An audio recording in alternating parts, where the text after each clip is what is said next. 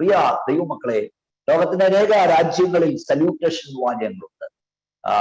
നമുക്കറിയാം, നിങ്ങളുടെ അമേരിക്കയിൽ ഗുഡ് മോർണിംഗ്, ഗുഡ് ഈവനിങ്ങും ഗുഡ് നൈറ്റും ഒക്കെ പറയും. കേരളത്തിൽ, ഇന്ത്യയിൽ നമസ്തേ പറയും. ഗൾഫ് രാജ്യങ്ങളിൽ സലാം അലൈക്കും, വലൈക്കും സലേമും പറയും.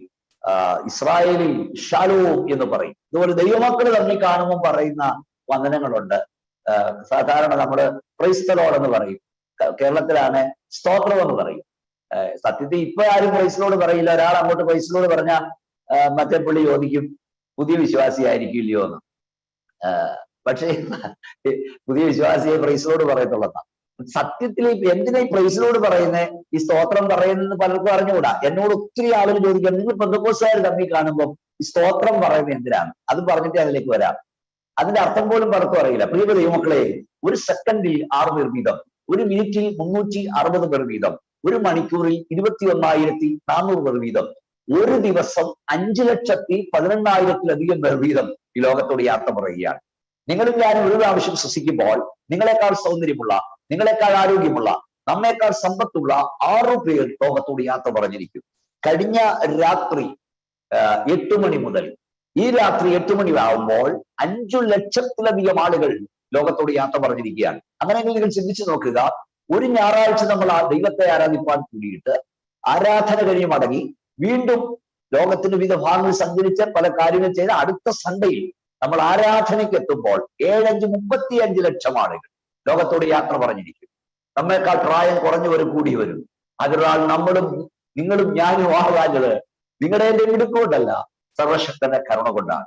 വേദവസ്തു വാക്യമുണ്ട്, ജീവനും കൃപയും നീ എനിക്ക് നൽകി, ഹോവേ നിന്റെ കടാക്ഷം എന്റെ ശ്വാസത്തെ പരിപാലിക്കുന്നു. വാസം വീമോണിച്ചതെന്ന് ഞാൻ ഇവിടെ പ്രസംഗിക്കുമ്പോൾ നിങ്ങൾ കാണാതെ ദൈവത്തിന്റെ കരം എന്റെ ശ്വാസമകത്തേക്ക് തള്ളിക്കൊണ്ടിരിക്കുകയാണ്. ഈ സൂമിലൂടെ ഈ പ്രഭാഷണം കേട്ടുകൊണ്ടിരിക്കുന്ന എല്ലാവരുടെയും ശ്വാസം ദൈവത്തിന്റെ കരം അകത്തേക്ക് തള്ളുകയാണ്. ഒരു തവണ ദൈവത്തിന്റെ കരം നമ്മുടെ ശ്വാസം അകത്തേക്ക് തള്ളിയില്ലെങ്കിൽ നമ്മളിവിടെ പിടഞ്ഞു വീഴും. 100 ഡോക്ടർമാരുണ്ടെങ്കിലും നമ്മളെ സഹായിക്കാൻ കഴിയില്ല. അപ്പോൾ എന്തിനാണ് നമ്മൾ സ്തോത്രം പറയുന്നത്? തമ്മിൽ സ്തോത്രം പറയുകയല്ല. നമ്മൾ കാണുമ്പോൾ ദൈവത്തെ മഹത്വപ്പെടുന്നതിന്റെ അർത്ഥം ഇതാണ്, സഹോദര സഹോദരി, നമ്മൾ തമ്മിൽ കണ്ടുപിരിഞ്ഞ ശേഷം എത്രയോ ആയിരങ്ങൾ ലോകത്തോട് യാത്ര പറഞ്ഞു. വീണ്ടും കാണുവാൻ കൃപ തന്ന ദൈവത്തിന് സ്തോത്രം. കഴിഞ്ഞ വെള്ളിയാഴ്ചത്തെ മാറാനാഥ പ്രയത്ന ശേഷം ഹല്ലേലൂയ, ഈ മീറ്റിംഗിൽ ഒന്നിച്ച് കാണാൻ ഈ സൂം പ്ലാറ്റ്ഫോമിലൂടെങ്കിലും ദൈവം ഇടയാക്കിയതോർത്ത് തമ്മിൽ കണ്ടതിൽ സന്തോഷമുണ്ടെങ്കിൽ എല്ലാ ദൈവമക്കളും തങ്ങളുടെ കൈകൾ ഉയർത്തി ഒരിക്കൽ കൂടെ ശക്തിയോട് കർത്താവിന് സ്തോത്രം ചെയ്യാം. ഹല്ലേലൂയ. ഞാൻ ഈ കഴിഞ്ഞ രാത്രിയിലും വാളകം ചർച്ചും കൂടിയാണ് പ്രസംഗിച്ചത്, കൊട്ടാരക്കര വാളകം. ഞാൻ അവിടെ പറഞ്ഞു, നമ്മളെ സത്യത്തിൽ ഞായറാഴ്ച തമ്മിൽ കാണുമ്പോൾ മാത്രമല്ല സ്തോത്രം പറയണ്ട. ഈ രാത്രി നിങ്ങൾ ഉറങ്ങാൻ പോകും, ഈ പ്രഭാതത്തിൽ ഞാൻ എഴുന്നേറ്റാണ് നിങ്ങളോട് വചനം പ്രസംഗിക്കുന്നത്. രാവിലെ എഴുന്നേൽക്കുമ്പോൾ നമ്മുടെ പ്രിയപ്പെട്ടവരെ സൗഖ്യത്തോട് കാണുമ്പോൾ സ്തോത്രം പറയണം. നമ്മുടെ പ്രിയപ്പെട്ടവനെ സൗഖ്യത്തോട് കാണുമ്പോൾ ഗുഡ് മോർണിംഗ് പറയുന്നതിന് മുമ്പ് കർത്താവേ സ്തോത്രം എന്ന് പറയണം, പ്രൈസ് ദി ലോർഡ് എന്ന് പറയണം. നിന്റെ മകളെ സൗഖ്യത്തോട് കാണുമ്പോൾ സ്തോത്രം പറയണം. കാരണം കഴിഞ്ഞ രാത്രി ഉറങ്ങിയ പലർക്കും പ്രഭാതത്തിൽ ഉണരുവാൻ കഴിഞ്ഞില്ല. Price the Lord. എത്ര ആയിരങ്ങളാണ് ലോകത്തോട് യാത്ര പറയുന്നത്. എന്റെ വിഷയം അതല്ല. നമ്മുടെ കർത്താവ് വരുന്നു, അവനെ സ്നേഹിക്കാത്ത യവനും ശപിക്കപ്പെട്ടവൻ. പ്രിയപ്പെട്ട ദൈവമക്കളെ, നമുക്കറിയാം ശുദ്ധ വേദപുസ്തകത്തിലെ അതിപ്രാധാന്യമായ 2 വിഷയങ്ങൾ. നഷ്ടപ്പെട്ട മനുഷ്യനെ സംബന്ധിച്ച് ബൈബിളിലെ പ്രധാന പ്രതിപാദ്യ വിഷയം യേശുക്രിസ്തു മുഖാന്തരമുള്ള വീണ്ടെടുപ്പ് എന്നതായിരിക്കുമ്പോൾ, വീണ്ടെടുക്കപ്പെട്ട ദൈവമക്കളെ സംബന്ധിച്ച് ബൈബിളിലെ പ്രധാന പ്രതിപാദ്യ വിഷയം നമ്മുടെ വാഴ്ത്തപ്പെട്ട കർത്താവിന്റെ മടങ്ങിവരവാൻ. വിശുദ്ധ വേദപുസ്തകത്തിൽ 25-ൽ ഒരു വാക്യം, ഇതിന്റെ പ്രാധാന്യത മനസ്സിലാക്കാൻ ഞാൻ പറയാൻ, 25-ൽ ഒരു വാക്യം പ്രത്യക്ഷമായോ പരോക്ഷമായോ യേശുക്രിസ്തുവിന്റെ മടങ്ങിവരവിനെ കുറിച്ച് പറയുന്നതാണ്. പുതിയ നിയമത്തിൽ 260 അധ്യായമുണ്ട്. 318 പ്രാവശ്യം കർത്താവിന്റെ വരവിനെ കുറിച്ച് രേഖപ്പെടുത്തിയിരിക്കുന്നു. പഴയ നിയമത്തിൽ 1845 പ്രാവശ്യം കർത്താവിന്റെ പ്രത്യക്ഷതയെ കുറിച്ച് രേഖപ്പെടുത്തിയിരിക്കുന്നു. പുതിയ നിയമത്തിൽ 27 പുസ്തകങ്ങളിലും അതിൽ 17 വളരെ പ്രാധാന്യം നൽകി നമ്മുടെ കർത്താവിന്റെ വരവിനെ കുറിച്ച് എഴുതിയിരിക്കുന്നു. 50-ലധികം പ്രാവശ്യം ഒരുങ്ങിയിരിക്കുവാൻ വിശുദ്ധ ബൈബിൾ നമ്മളെ ആഹ്വാനം നൽകും. വെളിപ്പാട് പുസ്തകത്തിൽ 7 പ്രാവശ്യം നമ്മുടെ കർത്താവ് തന്നെ പറഞ്ഞു, ഇതാ ഞാൻ വേഗം വരും. ഞാൻ എന്തിനാ ഇത് പറഞ്ഞെന്നറിയാമോ? ഇതിന്റെ പ്രാധാന്യതയെ കുറിച്ച് പറയാനാണ്. നമ്മുടെ കർത്താവിന്റെ മടങ്ങി വരവ് ഒരിക്കലും സംഭവിക്കില്ല എന്ന് വരുത്തി തീർക്കുവാൻ പിശാച് പല പദ്ധതികൾ ഇറക്കുന്നു. 1965 വന്നിച്ചു പോയതും 2000 വരുന്നതും 2011 ഏപ്രിൽ 17 വരുന്ന ഒക്കെ പ്രവചനങ്ങൾ ഉണ്ടായിരുന്നു. അന്നും വേദപുസ്തകം പറഞ്ഞതല്ല, അതുകൊണ്ട് സംഭവിച്ചത്. പക്ഷെ പിശാച് ഇങ്ങനെ ആളുകളെ എണ്ണിപ്പിക്കുന്ന എന്തിനാണെന്നറിയാമോ? യേശു കർത്താവിന്റെ വരവ് ഒരിക്കലും സംഭവിക്കാൻ പോകുന്നില്ല എന്ന് വരുത്തി തീർക്കാനാണ്. പക്ഷെ ഇന്ന് രാത്രി നിറഞ്ഞ ഹൃദയത്തോട് കർത്താവിനെ സ്തുതിച്ചുകൊണ്ട് ഞാൻ പറയട്ടെ, ദൈവമക്കളെ, പിശാച് എന്തെല്ലാം പദ്ധതി ഇറക്കിയിട്ടും നമ്മുടെ കർത്താവിന്റെ വരവ് കാത്തിരിക്കുന്നവരുടെ എണ്ണം കുറഞ്ഞുകൊണ്ടിരിക്കുകയല്ല, അവരുടെ എണ്ണം കൂടിക്കൊണ്ടിരിക്കുകയാണ്. ഒരിക്കൽ കൂടെ ഈ പ്രഭാഷണം വിവിധയിടങ്ങൾ കേട്ടുകൊണ്ടിരിക്കുന്ന ദൈവമക്കളുടെ ആധികാരികമായി പരിശുദ്ധാത്മാവിൽ ഞാൻ പറയുന്നു, പിശാചിന്റെ പദ്ധതികൾ പരാജയപ്പെടും, ദൈവത്തിന്റെ പദ്ധതി വിജയിക്കും. കൈയൊന്ന് ഉയർത്തിപ്പിടിച്ച് വായം തുറന്ന് കർത്താവിനെ സ്തുതിച്ചുകൊണ്ട് സകല ദൈവമക്കളും പറഞ്ഞാട്ട്, ദുഷ്ട പിശാചേ, എന്നെ കുറിച്ചുള്ള, എന്റെ കുടുംബത്തെ കുറിച്ചുള്ള, എന്റെ കുഞ്ഞുങ്ങളെ കുറിച്ചുള്ള നിന്റെ പദ്ധതികൾ പരാജയപ്പെടും, ദൈവത്തിന്റെ പദ്ധതി വിജയിക്കും. വിശ്വസിക്കുക, സാത്താന്റെ പദ്ധതികൾ പരാജയപ്പെടും. പ്രിയപ്പെട്ട ദൈവമക്കളെ, നമ്മുടെ കർത്താവിന്റെ വരവിനെ കുറിച്ച് നിങ്ങളുമായി പങ്കുവെക്കുന്നതിൽ എനിക്ക് സന്തോഷമുണ്ട്. കാരണം അത് ഓർപ്പിക്കണം, ഉണർത്തിച്ചുകൊണ്ടേയിരിക്കണമെന്ന് പരിശുദ്ധാത്മാവ് ഓർപ്പിക്കുന്നു. നിങ്ങൾക്കറിയാം, നമ്മുടെ കർത്താവിന്റെ വരവിനെ 7 സാക്ഷി തെളിവുകൾ വിശുദ്ധ ബൈബിളിലുണ്ട്. ഒന്ന്, പഴയ നിയമ ഭക്തന്മാരുടെ സാക്ഷ്യം. പഴയ നിയമ ഭക്തന്മാരായ ഹാനോക്ക്, ബിലയ, ഇയ്യോബ്, മോശ, അതുപോലെ പഴയ നിയമ എഴുത്തുകാരായ യെശയ്യാവ്, ഇരമ്യാവ്, എഗസ്കേൽ, ദാനിയേൽ, ഹത്തായി, മലാഖി, ഇവരെല്ലാം നമ്മുടെ കർത്താവിന്റെ വരവിനെ കുറിച്ച് പ്രവചിച്ചവരാണ്. 2, പുതിയ നിയമ ഭക്തന്മാരുടെ സാക്ഷ്യം, അല്ലെങ്കിൽ പുതിയ നിയമ എഴുത്തുകാരുടെ സാക്ഷ്യം. പുതിയ നിയമത്തിൽ 5 സുവിശേഷകൻ, 4 സുവിശേഷങ്ങളാണ്. മത്തായി, മർക്കോസ്, ലൂക്കോസ്, യോഹന്നാൻ. ഇവർ 4 പേരും കർത്താവിന്റെ മടങ്ങിവരവിനെ കുറിച്ച് പറഞ്ഞിട്ടുണ്ട്. 5 പേർ ചേർന്ന് 21 ലേഖനങ്ങൾ എഴുതി. ഈ 21 ലേഖനങ്ങളിലും നമ്മുടെ കർത്താവിന്റെ വരവിനെ കുറിച്ച് ഈ 5 എഴുത്തുകാരും എഴുതിയിട്ടുണ്ട്.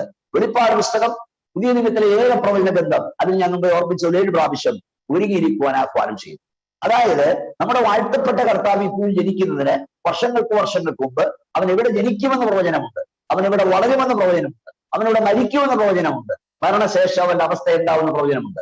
നമ്മുടെ കർത്താവിന്റെ ജീവിതത്തിൽ ഓരോന്ന് സംഭവിക്കുമ്പോഴും നമ്മുടെ കർത്താവ് പറഞ്ഞു, തിരുവെഴുത്ത് നിവൃത്തിയാകുവാൻ ഇങ്ങനെ സംഭവിച്ചു, തിരുവെഴുത്ത് നിവൃത്തിയാകുവാൻ ഇങ്ങനെ സംഭവിച്ചു. ഞാൻ കൂടെ പറയാറുണ്ട്, ദൈവമക്കളെ, കർത്താവിന്റെ അഭിഷക്തന്മാരെ, നമ്മുടെ കർത്താവ് അറിയാതെ, അവൻ അനുവദിക്കാതെ നമുക്കൊന്നും സംഭവിക്കില്ല. എത്ര പേർക്ക് വിശ്വാസമുണ്ട്? നമ്മുടെ ദൈവം അറിയാതെ നമുക്കൊന്നും സംഭവിക്കില്ല. ഒന്നുകൂടെ ഞാൻ പറയാം, എന്റെ ദൈവം അനുവദിക്കാതെ ഒരുവൻ നിന്റെ നേരെ നിൽക്കുകയില്ല. എന്റെ ദൈവം അനുവദിക്കാതെ ഒരുവൻ നിന്റെ നേരെ വിരൽ ചൂണ്ടുകയില്ല. ഞാൻ കൂടെ അനേക കൺവെൻഷൻ ഇതിൽ പറയാറുണ്ട്, നമ്മുടെ കർത്താവ് ജനിച്ചതുപോലെ ലോകത്തെ ആരും ജനിച്ചിട്ടില്ല, നമ്മുടെ കർത്താവ് ജീവിച്ചതുപോലെ ലോകത്തിലാരും ജീവിച്ചിട്ടില്ല, നമ്മുടെ കർത്താവ് മരിച്ചതുപോലെ ലോകത്തിലാരും മരിച്ചിട്ടില്ല, നമ്മുടെ കർത്താവ് ഉയർത്തെഴുന്നേറ്റതുപോലെ ലോകത്തിലാരും ഉയർത്തെഴുന്നേറ്റിട്ടില്ല, നമ്മുടെ കർത്താവ് മടങ്ങി വരാൻ പോകുന്ന പോലെ ലോകത്തിലാരും മടങ്ങി വരാൻ പോകുന്നുമില്ല. അപ്പോൾ 1, പഴയ നിയമ ഭക്തന്മാരുടെ സാക്ഷ്യം. 2, പുതിയ നിയമ ഭക്തന്മാരുടെ സാക്ഷ്യം. 3, സ്വർഗീയ ദൂതന്മാരുടെ സാക്ഷ്യം. നമുക്കറിയാം, അപ്പോസ്തല പ്രവൃത്തി 1:10-11 നമ്മുടെ കർത്താവ് സ്വർഗ്ഗാരോഹണം ചെയ്യുമ്പോൾ 2 ദൂതന്മാർ പ്രത്യക്ഷപ്പെട്ടു പറഞ്ഞു, എല്ലാ പുരുഷന്മാരെ, നിങ്ങൾ ആകാശത്തേക്ക് നോക്കി നിൽക്കുന്നത്, നിങ്ങളെ വിട്ട് സ്വർഗ്ഗാരോഹണം ചെയ്ത യേശു പോകുന്നവനായി നിങ്ങൾ കണ്ടതുപോലെ തന്നെ മടങ്ങി വരും. ദൂതന്മാരുടെ സാക്ഷ്യം. അടുത്തത് കർത്തൃമേശയുടെ സാക്ഷ്യം. 1 കൊരിന്ത്യർ 11:26 ഞാൻ വരുമ്പോഴോ എന്റെ ഓർമ്മയ്ക്കായി ചെയ്യുവീൻ. ഓരോ തവണ കർത്താവിന്റെ മേശ അനുഭവിക്കുമ്പോഴും പുറകോട്ട് നോക്കി നമ്മുടെ കർത്താവിന്റെ ക്രൂശുമരണത്തെ അത് വിളിച്ചു പറയുമ്പോൾ തന്നെ അവൻ മടങ്ങി വരുമെന്നും കർത്താവിന്റെ മേശ നമ്മെ അറിയിക്കുന്നു. തിരുമേശയുടെ സാക്ഷ്യം. അടുത്തത് പരിശുദ്ധാത്മാവിന്റെ സാക്ഷ്യമാണ്. തടുക്കുന്നവൻ വഴിയിൽ നീങ്ങിപ്പോകണം, അധർമ്മൂർത്തി പ്രത്യക്ഷപ്പെടും. Praise the Lord. അടുത്തത് സഭയുടെ സാക്ഷ്യമാണ്. 6ാമത്തെ സാക്ഷ്യം. അതാണ് വളരെ പ്രധാനപ്പെട്ടത്. നിങ്ങൾ ശ്രദ്ധിച്ചു കേൾക്കണം. എന്താണ് സഭയുടെ? ഞാൻ പറഞ്ഞു, ഒന്നുകൂടെ ആവർത്തിക്കാം. പഴയ നിയമ ഭക്തന്മാരുടെ സാക്ഷ്യം, കർത്താവിന്റെ വരവ്. പുതിയ നിയമ ഭക്തന്മാരുടെ സാക്ഷ്യം, പരിശുദ്ധാത്മാവിന്റെ സാക്ഷ്യം, ദൂതന്മാരുടെ സാക്ഷ്യം, കർത്തൃമേശയുടെ സാക്ഷ്യം. ഇപ്പോൾ ഞാൻ 6ാമത് പറഞ്ഞത് സഭയുടെ സാക്ഷ്യം. എന്താണ് സഭയുടെ സാക്ഷ്യം? ഞാൻ മുമ്പേ പറഞ്ഞു, 1, ശ്രദ്ധിച്ചു കേൾക്കണം, സഭയുടെ വർണ്ണനം കർത്താവിന്റെ വരവായി. 2 ഭക്തന്മാർ തമ്മിൽ കണ്ടാൽ അവർ വർണ്ണനം പറയുന്നത് പോലും നമ്മുടെ കർത്താവ് വരുന്നു, അവനെ സ്നേഹിക്കാത്ത ഏവനും ശപിക്കപ്പെട്ടവൻ. കർത്താവിന്റെ വരവായിരുന്നു അവർക്ക് പറയാനുള്ളത്. 2ാമത് നിങ്ങൾ നോക്കുക, സഭയുടെ പ്രത്യാശ എന്തായിരുന്നു? കർത്താവിന്റെ വരവ്. 1 തെസ്സലോനിക്ക ലേഖനം 4-ാം അധ്യായം 15-ാം വാക്യം മുതൽ. പ്രത്യാശയില്ലാത്ത മറ്റുള്ളവരെ നിങ്ങൾ ദുഃഖിക്കരുത്, നിദ്ര കൊള്ളുന്നവരെ കുറിച്ച് അറിവില്ലാതിരിക്കരുത്. കർത്താവ് താൻ ഗംഭീരനാഥത്തോടും പ്രധാന ദൈവ ശബ്ദത്തോടും കൂടെ സ്വർഗത്തിൽ നിറഞ്ഞു വരും. ക്രിസ്തുവിൽ മരിച്ചവർ മുമ്പ് ഉയർത്തെഴുന്നേൽക്കും. പിന്നെ ജീവനോട് ശേഷിക്കുന്ന അവരോട് ഒരുമിച്ച് ആകാശ മേഘങ്ങളിൽ കർത്താവിനെ എതിരേൽപ്പാൻ എടുക്കപ്പെടും. ഇങ്ങനെ കർത്താവിനോട് നാം അന്വേഷിക്കും. ഈ വചനങ്ങളെ കൊണ്ട് അന്യോന്യം ആശ്വസിപ്പിക്കുകയും അപ്പോൾ സഭയുടെ പ്രത്യാശ കർത്താവിന്റെ വരവായിരുന്നു. 3 ഫിലിപ്പിയ ലേഖനം 3:20 സഭയുടെ കാത്തിരിപ്പ് കർത്താവിന്റെ വരവായിരുന്നു. നമ്മുടെ പൗരത്വമോ സ്വർഗത്തിലാകുന്നു. അവിടെ നമ്മുടെ കർത്താവായ യേശു ക്രിസ്തു രാജാവായി വരുമെന്ന് നാം കാത്തിരിക്കുന്നു. അപ്പൊ സഭയുടെ കാത്തിരിപ്പ് കർത്താവിന്റെ വരവായിരുന്നു. 4 വെളിപ്പാട് പുസ്തകം 22:20 സഭയുടെ പ്രാർത്ഥന, ആമേൻ കർത്താവായ യേശുവേ വരണമേ. ഒന്നുകൂടെ ആവർത്തിക്കാം. 1 സഭയുടെ വർണ്ണനം കർത്താവിന്റെ വരവ്, സഭയുടെ പ്രത്യാശ കർത്താവിന്റെ വരവ്, സഭയുടെ കാത്തിരിപ്പ് കർത്താവിന്റെ വരവ്, സഭയുടെ പ്രാർത്ഥന, ആമേൻ കർത്താവായ യേശുവേ വരണമേ. നമ്മൾ അവരോട് ചേർത്ത് വേഗം വരണമേ. സ്തോത്രം. ഇതാ ഞാൻ വേഗം വരുന്നു എന്ന് സഭാനാഥൻ അരുളി ചെയ്തു. ഉടനെ സഭ പറഞ്ഞു, ആമേൻ കർത്താവേ വരണമേ. അതിനെക്കുറിച്ച് പിന്നെ വരാം. അപ്പൊ ഇത് നിങ്ങൾ ശ്രദ്ധിക്കുക. സഭയുടെ സല്യൂട്ടേഷൻ, സഭയുടെ ഭാവി പ്രത്യാശ, സഭയുടെ കാത്തിരിപ്പ്, സഭയുടെ പ്രാർത്ഥന, ആമേൻ കർത്താവേ വരണമേ.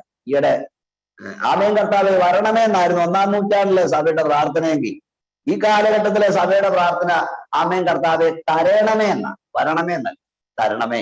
ആമേൻ കർത്താവ് തരണേ, കിട്ടിയൊന്നും പോരാ, തരണമേ, നീ കുറച്ചുകൂടെ തരണമേ എന്നാ, വരണമേ എന്നല്ല. പ്രിയ കർത്താവിന്റെ ദാസന്മാരെ, ദൈവമക്കളെ, ഞാൻ പറഞ്ഞു ശ്രദ്ധിക്കണം. ഈ പെന്തക്കോസ്തുകാരന്റെ പാട്ടല്ല എന്തായിരുന്നു, പെന്തക്കോസ്തുകാരന്റെ പ്രസംഗമല്ല എന്നായിരുന്നു നമ്മുടെ കഷ്ടതയുടെ നാളിൽ. ചിന്തിച്ചേ, നമ്മുടെ പ്രസംഗം കർത്താവിന്റെ വരവായിരുന്നു. കർത്താവിന്റെ വരവ് പ്രസംഗിക്കാതെ നമ്മുടെ പ്രസംഗങ്ങൾ, സുവിശേഷ യോഗങ്ങൾ അവസാനിക്കില്ലായിരുന്നു. നമ്മുടെ ജനറൽ കൺവെൻഷൻ ആയാലും, ഡിസ്ട്രിക്ട് കൺവെൻഷൻ ആയാലും, ലോക്കൽ കൺവെൻഷൻ ആയാലും ഒരു ദിവസമെങ്കിലും യേശുവിന്റെ വരവിനെ കുറിച്ച് പറയുക. ഇന്ന് 7 ദിവസം കൊണ്ട് 350-ഉം 400-ഉം പേരൊക്കെ പ്രസംഗിക്കുന്ന സ്ഥലങ്ങളുണ്ട്. പക്ഷെ അവരാരും കർത്താവിന്റെ വരവിനെ കുറിച്ച് മിണ്ടാറില്ല. ഞാൻ അതിനെക്കുറിച്ച് പറയുന്നത്, ഈ പ്രസംഗിച്ച് പ്രാസംഗികന് തന്നെ ഇപ്പൊ ശംശായേക്ക കർത്താവ് വരുമോ, അഥവാ വന്നാ പോകുന്ന അയക്കും ഉറപ്പില്ല. അതാണ് ഇപ്പൊ പ്രശ്നം. സ്തോത്രം. ഞാനിപ്പോ പറഞ്ഞ പോലെ ഈ കഷ്ടതയുടെ നാളിൽ ഇവിടെ ഒത്തിരി അച്ചായന്മാർ ഒത്തിരി പേര് വളരെ പെന്തക്കോസ്തിന്റെ അരകാല ശുദ്ധിയും ശക്തിയൊക്കെ കണ്ണൂരിപ്പുണ്ട്. എന്റെ പ്രായം ഒത്തിരി ഒന്നും ഇല്ലെങ്കിലും ഞാൻ 14-15 കർത്താവിനെ പ്രസംഗിക്കാം. എന്റെ ബാല്യത്തിലൊക്കെ ഈ പെന്തക്കോസ്തുകാര് കൂടുന്നവർക്കൊക്കെ പാടുന്ന പാട്ട് പ്രത്യാശയുടെ പാട്ടായിരുന്നു. കൺവെൻഷൻ ആയാലും ഇവിടെ ആയാലും ഇതൊക്കെയായിരുന്നു നമ്മൾ പാടിക്കൊണ്ടിരുന്നത്. എന്ന് വരും, എപ്പോൾ വരും, പോയതുപോ എന്നവാളനെ, പിന്നെ മൽപ്രിയനെ ഇതരേ നിന്നു നിൻ ശുദ്ധരെ ചേർത്തിടേണേ, പിന്നെ കത്തുകത്തകനായി നിൻ വരവോർത്തു ഞാൻ നാളത്ര നീക്കിയൻ യേശുദേവാ. പിന്നെന്തുവാ, കന്തനെ കാണുവാൻ ആർത്തിവാളേരുന്നേ, ഇല്ല പ്രത്യാശ മറ്റൊന്നിലും. കട്ടയുടെ നാളിൽ, പ്രയാസത്തിന്റെ നാളിൽ പെന്തക്കോസ്തുകാരൻ എവിടെ കൂടിയാലും, ഉപവാസ പ്രാർത്ഥനയാണേലും, ഉണർവ് യോഗമാണേലും, സ്തോത്രം, കൺവെൻഷൻ ആണേലും പാടാൻ ഒരു പാട്ടേ ഉള്ളായിരുന്നു, പ്രത്യാശയുടെ ഗാനം. ഇപ്പോഴത്തെ നമ്മുടെ പാട്ടോ, ഞാൻ ആ പാട്ടിനൊന്നും കുറ്റം പറയല്ല. ഞാൻ നമ്മുടെ ദൈവം തന്ന നന്മയെ കുറിച്ച് പറയാൻ അതിനേക്കാൾ പറ്റിയൊരു പാട്ടുമില്ല. ഇപ്പോഴത്തെ നമ്മുടെ പാട്ട് ഞാൻ പറയാം.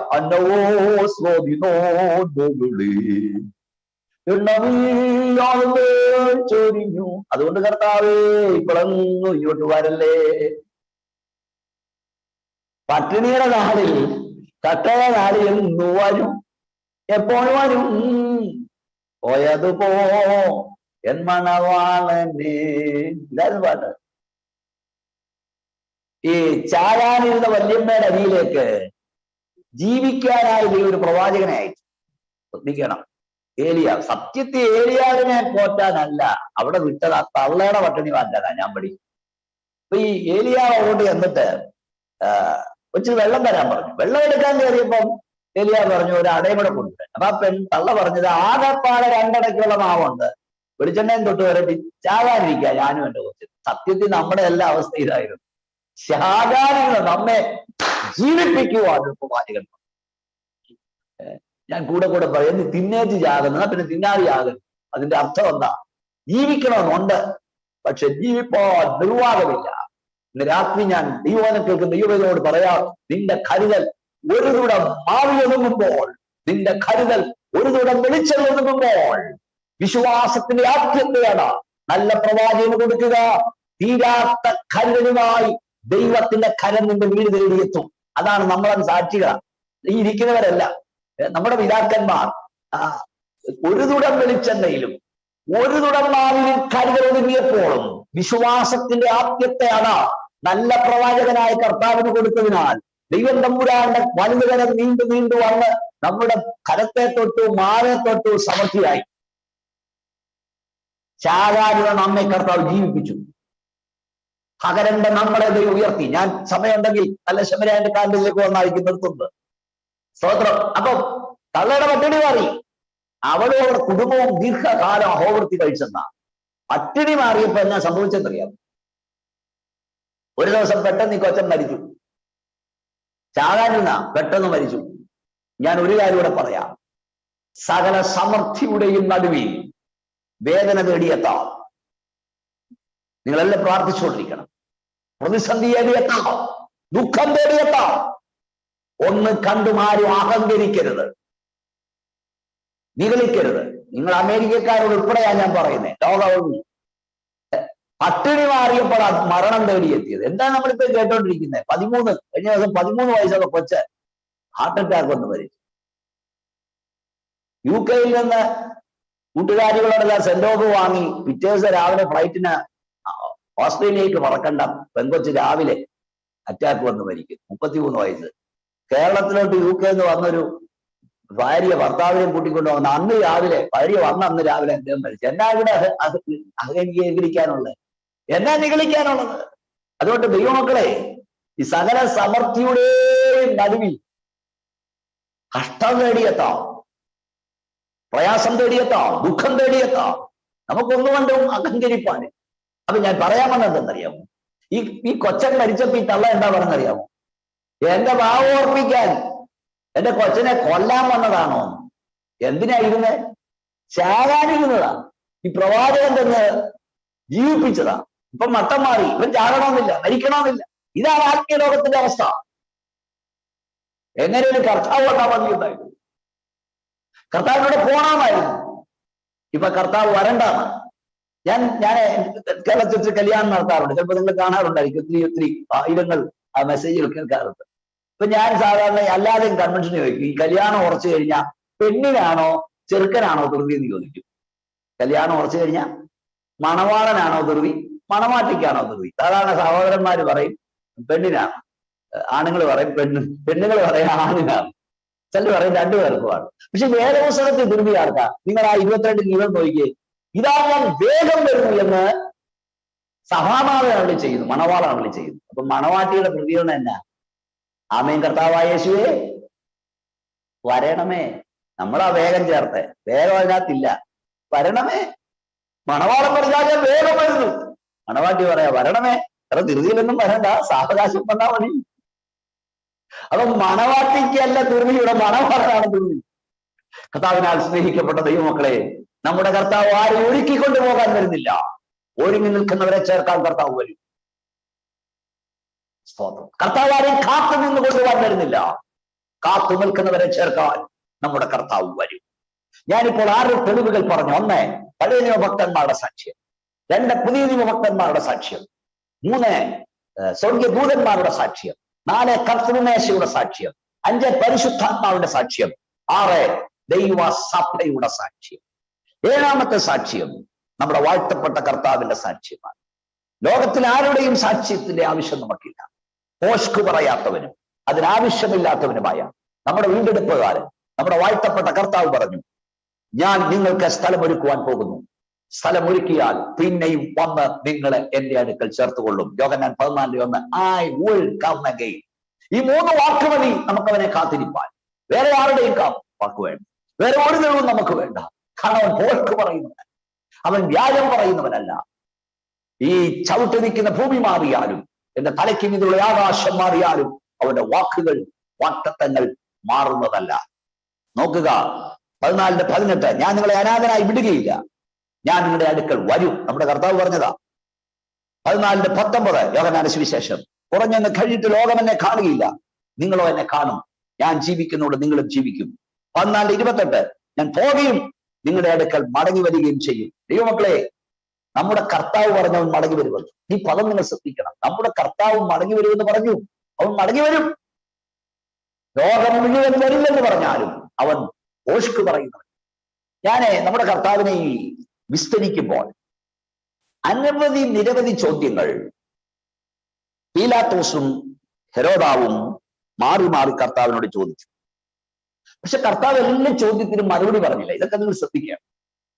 കർത്താവ് ആകെ 2 ചോദ്യത്തിന് മറുപടി പറഞ്ഞു. റോമൻ കത്രിക്ക് മുമ്പാകെ മിണ്ടാതെ കുഞ്ഞാടിനെ പോലെ കർത്താവായി 2 ചോദ്യത്തിനെ കർത്താവ് മറുപടി പറഞ്ഞു. ബാക്കി ഒന്നിനും കർത്താവ് മറുപടി പറഞ്ഞു. ഇത് ശ്രദ്ധിക്കണം. നമ്മുടെ കർത്താവ് എല്ലാത്തിനും മറുപടി പറഞ്ഞില്ല. ഞാൻ കൂടെ പറയാറുണ്ട്, നിന്നോട് ചോദിക്കുന്ന എല്ലാ ചോദ്യത്തിനും നീ മറുപടി പറയാൻ പോകരുത്. മറുപടി പറയുവാൻ ദൈവത്തെ ഏൽപ്പിക്കുക. പറയേണ്ട സമയത്ത് പറയേണ്ടതുപോലെ നമ്മുടെ കർത്താവ് മറുപടി പറയും. ദൈവം എഴുന്നേൽക്കുമ്പോൾ അവന്റെ ശത്രുക്കൾ ചിതറും. ദൈവം എഴുന്നേൽക്കണമെങ്കിൽ നാം ഇരിക്കണം.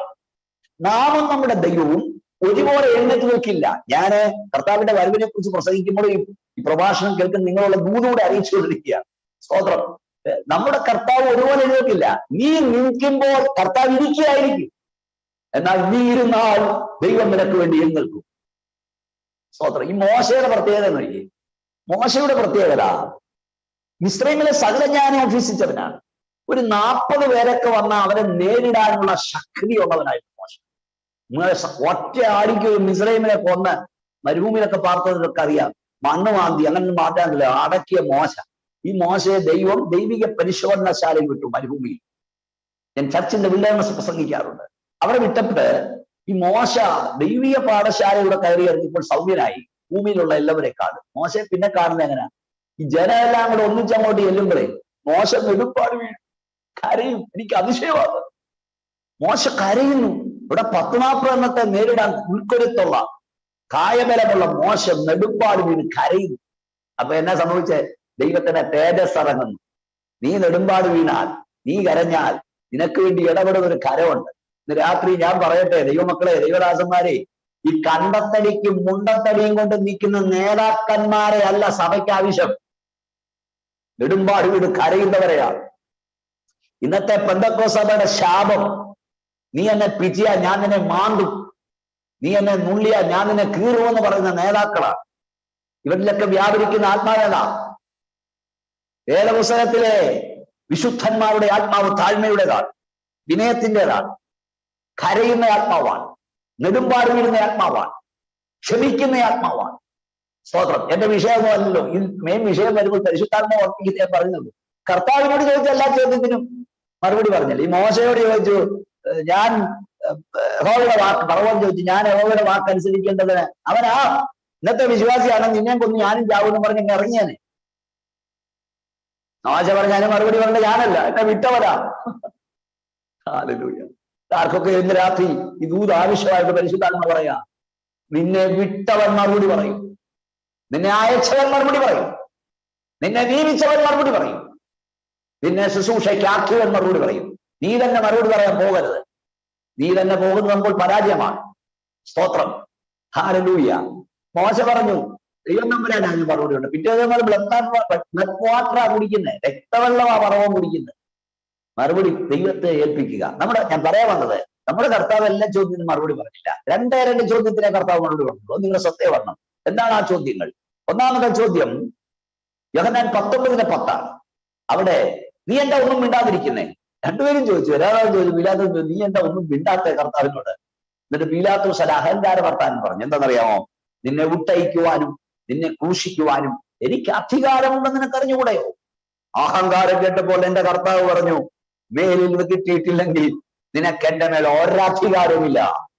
ഇന്ന് രാത്രി ഈ പ്രഭാഷണം കേട്ട് പകലോ രാത്രിയിലോ ലോകത്തിന്റെ വിവിധ ഭാഗങ്ങളിൽ ഈ വചന ശുശ്രൂഷ കേട്ടുകൊണ്ടിരിക്കുന്ന ഈ മക്കളോട് പരിശുദ്ധാത്മാവിൽ ഞാൻ പറയാം, യേശുവിന്റെ അധികാരമുള്ള നാമത്തിൽ നീ പറയാം, പിശാചേ, മേലിൽ നിന്ന് കിട്ടിയിട്ടില്ലെങ്കിൽ നിനക്ക് എന്റെ മേൽ ഒരധികാരവുമില്ല.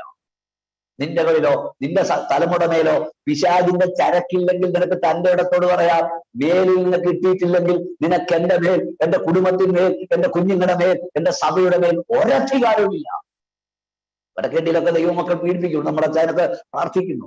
കർത്താവ് അറിയാതല്ലത്, കർത്താവ് അനുവദിക്കാതെയല്ല, കർത്താവ് അറിയാതെ അനുവദിക്കാതെ നമ്മെ തൊടാൻ ഇവനൊന്നും കഴിയില്ല. അതുകൊണ്ട് മേലിൽ നിന്ന് കിട്ടിയിട്ടില്ലെങ്കിൽ നിനക്ക് എന്റെ മേൽ ഒരധികാരമില്ല. ഒന്നാമത്തെ ചോദ്യം അതായിരുന്നു, നമ്മുടെ മെയിൻ വിഷയത്തുള്ളത്. രണ്ടാമത് കർത്താവ് മറുപടി കൊടുത്തത് എന്തിനാണെന്നറിയാമോ? Praise Lord. മത്തായി സുവിശേഷം 26 61 64 വാക്യങ്ങളിൽ കർത്താവിനോട് ചോദിക്കുകയാണ്, സ്തോത്രം, നീ ജീവനുള്ള ദൈവത്തിന്റെ പുത്രനോ പറക. സ്തോത്രം. ഉടനെ കർത്താവിന്റെ മറുപടി എന്ന് പറയാം, അതെ, ഞാനാകുന്നു. മനുഷ്യപുത്രൻ ദൈവത്തിന്റെ വലതു ഭാഗത്തിരിക്കുന്നതും അവൻ ആകാശമേഘങ്ങളെ തേരാക്കി വരുന്നതും നിങ്ങൾ കാണും. കണ്ടോ, രണ്ട് ചോദ്യം. ഒന്ന്, മേലിൽ നിന്ന് കിട്ടിയിട്ടില്ലെങ്കിൽ എനിക്ക് നിന്റെ മേൽ അധികാരമില്ല. രണ്ടാമത്തെ ഉത്തരം, ആകാശം മേഘങ്ങളെ തേരാക്കി നമ്മുടെ കർത്താവ് വരും. യേശു മടങ്ങി വരും. നമ്മുടെ കർത്താവ് വരും. എത്ര പേർക്ക് കൈ ഉയർത്തി വാ തുറന്ന ശക്തിയോട് കർത്താവ് സ്തോത്രം പറക്കാൻ കഴിയും? നമ്മുടെ കർത്താവ് വരും. ഈ യേശു കർത്താവ് ഭോഷ്ക് പറയാത്തവരാ, അതിന് ആവശ്യമില്ലാത്തവർ. നമ്മുടെ കർത്താവ് പ്രത്യക്ഷമായും പരോക്ഷമായും പറഞ്ഞിട്ടുണ്ട്, നമ്മുടെ കർത്താവ് വരും. അതല്ലേ ഞാൻ ഈ വിഷയത്തോടുള്ള അടുത്ത ആഴ്ചയിൽ വെച്ചാൽ എന്നോട് ഈ വിഷയം തുടർന്ന് സംസാരിക്കാൻ കൊള്ളാമെന്ന് പറഞ്ഞിട്ടുണ്ട്. ദൈവഹിതമംഗലാകട്ടെ. ഈ ദൈവത്തിന്റെ സഭ കാത്തിരിക്കേണ്ടത് കർത്താവിന്റെ വരവ, കർത്താവിന്റെ വാക്കുകളെയാണ്. നമ്മുടെ കർത്താവ് പറഞ്ഞ രൂപയുണ്ട്, നിങ്ങൾക്കറിയാം, നല്ല ശബരിയക്കാരന്റെ ഉപമ. അതുകൂടെ പറഞ്ഞ് ഞാൻ അവസാനിപ്പിക്കാം. ഈ നല്ല ശബരിയക്കാരന്റെ ഉപമയിൽ കർത്താവ്, നിങ്ങൾക്കറിയാം, ഒരു മനുഷ്യൻ യെരൂശലേമിൽ നിന്ന് യെരിഹോവിലേക്ക് പോയി. അവൻ കള്ളന്മാരുടെ കയ്യിൽ അകപ്പെട്ടു. ആ വഴിയായി അവർ അവനെ മുറിവേൽപ്പിച്ചു, അടിച്ചു, അർത്ഥപ്രാണനായി വിട്ടേച്ചു. ആ വഴിയായി യാദൃശ്യമായ ഒരു പുരോഹിതൻ, ഒരു ലേവ്യൻ പോയി. അവർ അവനെ കണ്ടിട്ട് കാണാതെ പോയി. എന്നാൽ നല്ല ശബരിക്കാരൻ തക്ക സമയത്ത് വന്നു, അവനെ രക്ഷിച്ചു. അവനെ വഴിയമ്പലത്തിൽ കൊണ്ടാക്കി. അതിനെക്കുറിച്ച് ചില കാര്യങ്ങളാണ് നമ്മൾ തുടർന്ന് പഠിക്കാനായി. എന്നിട്ട് ഈ വഴിയമ്പലക്കാരനെ ഏൽപ്പിച്ചിട്ട് ആ രക്ഷിച്ചവൻ പറഞ്ഞിട്ട് പോയ എന്തെന്നറിയാമോ? ഇവനെ രക്ഷ ചെയ്യണം, അധികം വല്ലതും ചെലവിട്ടാൽ ഞാൻ മടങ്ങി വരുമ്പോൾ തന്നുകൊള്ളാം. കണ്ടോ, കർത്താവ് പറഞ്ഞ ആ ഉപമയിലും നല്ല ശബരിക്കാരൻ മറന്നു വരും.